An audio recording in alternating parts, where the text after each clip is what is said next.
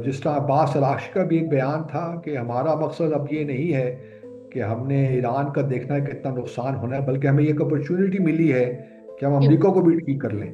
मेरा नहीं ख्याल कि कोई गारंटी दे सकता है अगेंस्ट अमेरिकन एग्रेशन और इजरायली एग्रेशन। ये देखिए, गारंटी तो ईरान ने अब खुद हासिल कर ली है इन अ वे। स्टेट ऑफ हॉर्मूज को बंद करना itself is a huge guarantee for them future में भी, मेरे ख्याल में। प्रेसिडेंट ट्रंप मेरे ख्याल में इस वॉर से निकलना तो चाहते हैं, और जेडी वैंस जो उनके वाइस प्रेसिडेंट हैं, एक इतला के हाँ। मुताबिक उन्होंने यही मशवरा दिया है कि इस वॉर को जल्द ख़त्म करें, क्योंकि हम्म। नवंबर में मिड टर्म इलेक्शंस भी आ रहे हैं। यूरेनियम जो है ना ईरान का, वो कहाँ है, कितना डीपली बैरिड है, हाँ। और जो क्वांटिटी है, उनको निकालना आसान काम नहीं है कि 100-200 ट्रुप्स आप भिजवाएंगे, ये एयरक्राफ्ट भिजवाएंगे और उससे ये निकाल लिया जाएगा। मेरा नहीं ख्याल कि इस किस्म की बात है, कम से कम मैं इसको ज़्यादा क्रेडिबल नहीं समझता।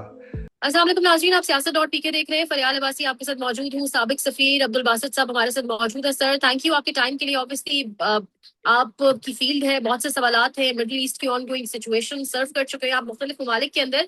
आगाज करेंगे। पाकिस्तान एक पीस ब्रोकर के तौर पर इस वक्त देखा जा रहा है और कहा जा रहा है बहुत करीब है उस डिसाइसिव स्टेज के। गालिबन कोई मायदा हो सकता है ईरान और अमेरिका के माबैन पाकिस्तान की वजह से, क्या कहेंगे इसमें? जी, बिस्मिल्लाहिर्रहमानिर्रहीम। क्योंकि दोनों साइड्स ने, ईरान ने और अमेरिका ने, जो पब्लिक पोजीशन ली है कल से, कम अज कम वो मैक्सिमलिस्ट पोजीशंस हैं। तो जब ममालिक मैक्सिमलिस्ट पोजीशन लेते हैं तो एक तरीका ये भी होता है उनको इंटरप्रेट करने का कि अभी शायद कुछ एग्रीमेंट हो जाए या कुछ बातचीत आगे बढ़ जाए। हम्म। और जिस तरह आपने पहले कहा कि पाकिस्तान इसमें एक ब्रोकर के तौर पे काम कर रहा है, मीडिएटर के तौर पे काम कर रहा है, क्योंकि हमारे जो मफादात हैं वो पीस से वाबस्ता हैं। जी। तो हमारी कोशिश बहरहाल यही है कि जल्द अज जल्द सीज फायर कम अज कम हो जाए, और जो थॉर्नी इश्यूज हैं, मुश्किल इश्यूज हैं, एक दफ़ा सीज फायर हो गया 2 हफ्तों के लिए, 3 हफ्तों के लिए, तो फिर जो मुश्किल इश्यूज हैं उन पे भी बातचीत हो सकती है। लेकिन मेरा अपना ख्याल ये है कि सच्ची बात है, कुछ कहना मुश्किल है, क्योंकि एक तरफ तो अब कुछ घंटे ही रह गए हैं जो प्रेसिडेंट ट्रंप ने डेडलाइन दी थी, और उसके अलावा ईरान ने अपना मौक़िफ़ बड़े वाज़ेह कर दिया है। लेकिन बहरहाल पाकिस्तान अपनी कोशिशें जारी रखे हुए है। Let's hope for the best. अच्छा, ईरानी सफीर जो पाकिस्तान में है रजा मेरी, उन्होंने भी ट्वीट किया है और वो भी कह रहे हैं कि हम बड़ा करीब हैं। तो इसको भी एक तो आप बताइएगा, क्योंकि सफीर का खुद बाज़ाब्ता तौर पे कह देना, इसको आप किस नजर से देखते हैं? दूसरा, ईरान ने एक 10 पॉइंट्स पीस प्रपोजल भी पेश किया है, जिसमें स्ट्रेट ऑफ हॉर्मुज की बंदिश के हवाले से भी, और बड़ी इंपॉर्टेंट चीज है, डेफिनेटली आपकी नजर से गुजरा होगा। तो किस तरह देखते हैं इस सारी सिचुएशन को? देखिए, जहाँ तक ईरान की प्रोपोजल्स का, या 10 पॉइंट जो उन्होंने दिए हैं, उनमें इस वक्त तो बात नहीं हो सकती। इस वक्त तो जो सबसे अहम मामला है वो सीज फायर का है। क्या ईरान सीज फायर की जानिब जाएगा? मेरा अपना ख्याल उसको जाना चाहिए, क्योंकि अगर वो नहीं जाएगा तो मज़ीद डिस्ट्रक्शन पैदा होगी, और जो सिविलियन इंफ्रास्ट्रक्चर है वो मज़ीद तबाह होगा। तो बर्बादी के अलावा तो कुछ भी नहीं है। ठीक है, वो रेटरिक अपनी जगह पे, लेकिन इस वक्त मुझे लगता है कि शायद ईरान को ये रियलाइज़ हो कि 2-3 चीज़ें इस वक्त मनवाई जा सकती हैं। मिसाल के तौर पर सीज फायर का हो जाना itself would be a huge development. और अगर इस वक्त इस ईरान जो है वो बगैर कंसेशंस दिए, जो कम हाँ। अज कम इस वक्त स्ट्रेट ऑफ हॉर्मूज में 2,000 या 2,500 के करीब शिप्स स्ट्रैंडेड हैं, टैंकर्स स्ट्रैंडेड हैं, उनको कम अज कम जाने दे।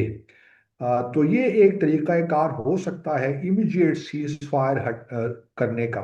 बाकी जी। जहाँ तक सैंक्शंस की बात है, स्ट्रेट ऑफ हॉर्मोज पे टोल लगाने की बात है, सैंक्शंस की बात है, लेबनान की बात है, फ़लस्तीन का इशू है, वो सारे बहुत से ऐसे इश्यूज हैं जो कि फिर बाद में उस पर डिस्कशन हो सकती है। हाँ।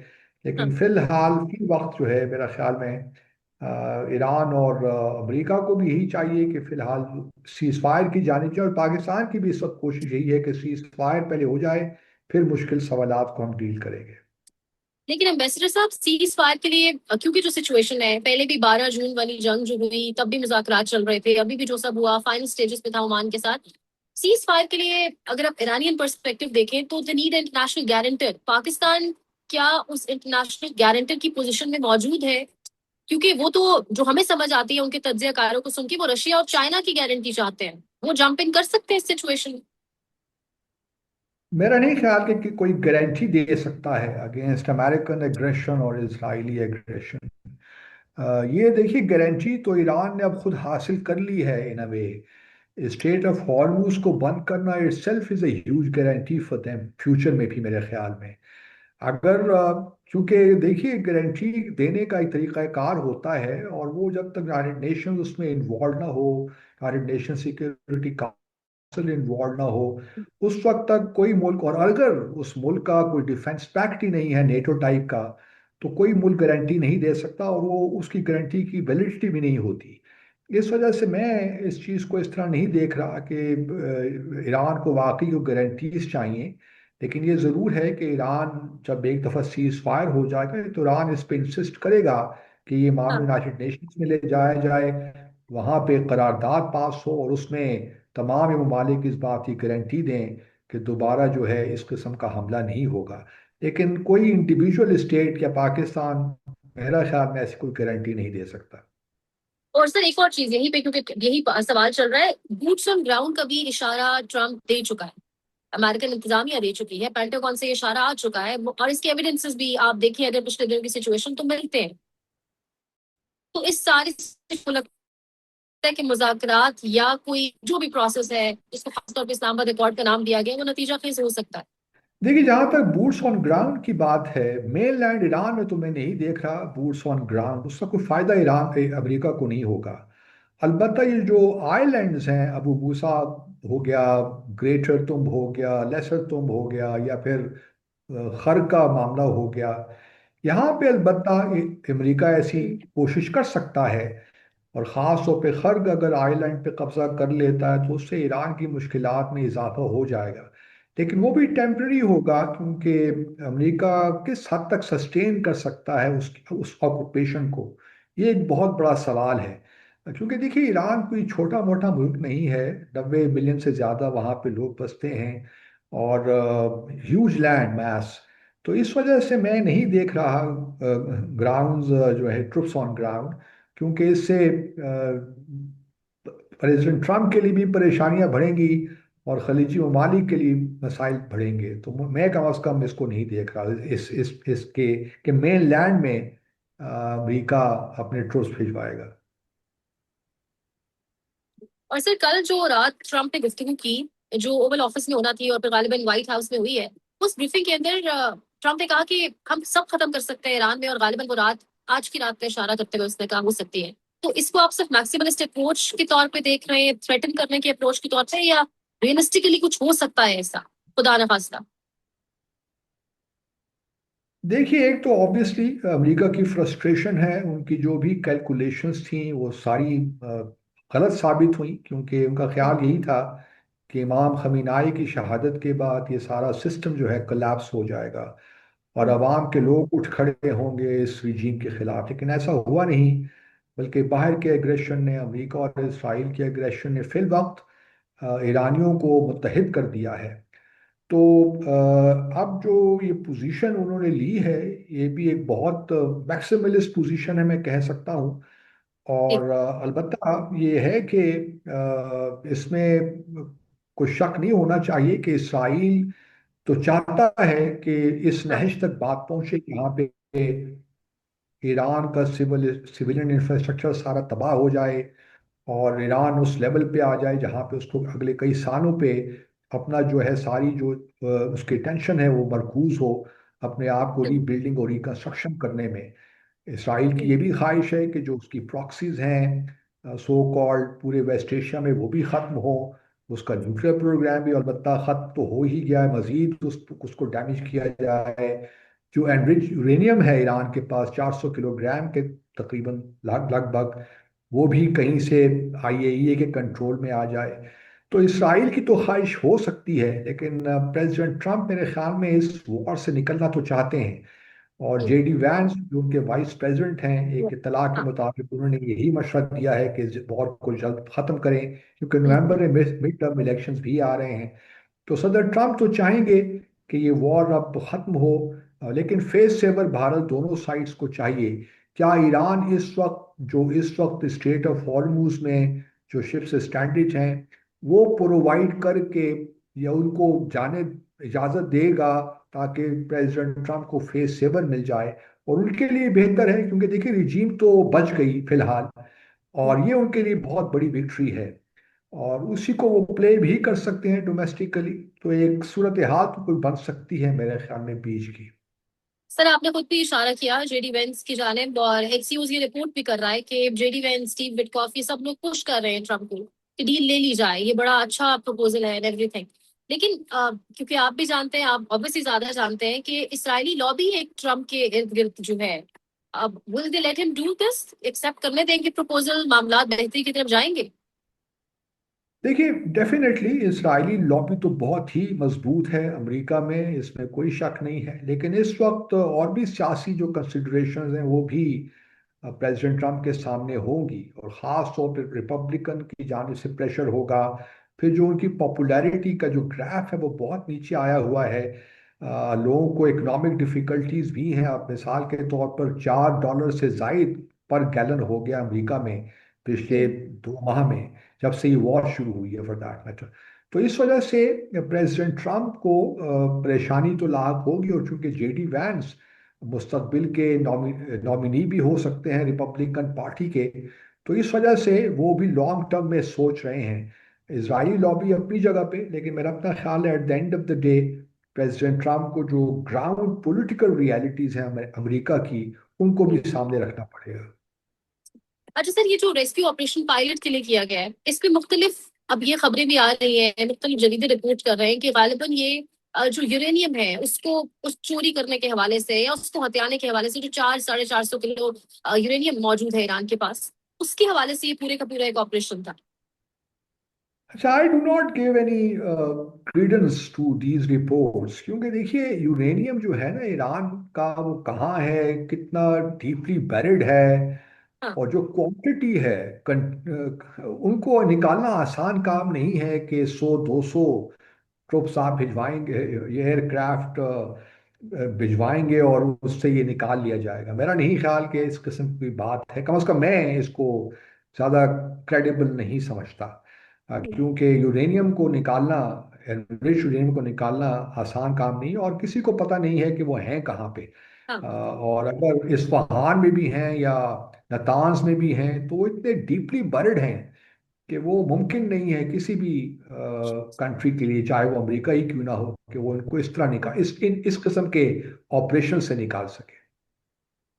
सर थोड़ा सा समझाइएगा, देखिए क्योंकि आप एम्बेसडर रह चुके हैं, आवाम के जो तासुरात होते हैं और फिर एम्बेसडर लेवल के ऊपर भी, ये अभी जो सिचुएशन चल रही है ईरानियन पर्सपेक्टिव में, आपको नहीं लगता वो सोच रहे होंगे अपनी जगह के ऊपर कि इस पॉइंट पर आके जब हम काफी कुछ अचीव कर चुके हैं, इतने तैयारे मार गिराए, सब कुछ कर लिया, अभी ब्रेक ना दी जाए अमरीका और इसराइल को कि वो मजीद बिल्डअप कर सके, मजीद तैयारी से आ सके, जिसके हवाले से बहुत सी खबरें और आर्टिकल्स लिखे भी जा रहे हैं।